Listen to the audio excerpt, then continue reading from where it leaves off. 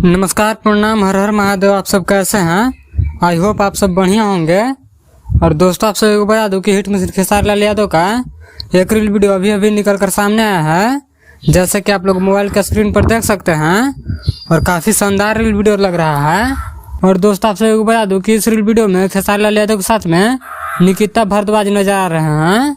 और इस reel video को टैटू महाकाल के इस सॉन्ग पर बनाया गया है, जो कि काफ़ी बेहतरीन रील वीडियो लग रहा है।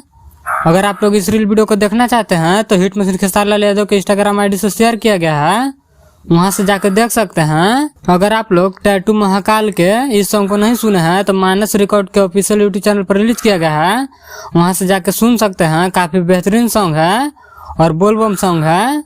तो इस वीडियो में इतना ही। इस वीडियो के बारे में क्या करना चाहते हैं कमेंट करके जरूर बताएं।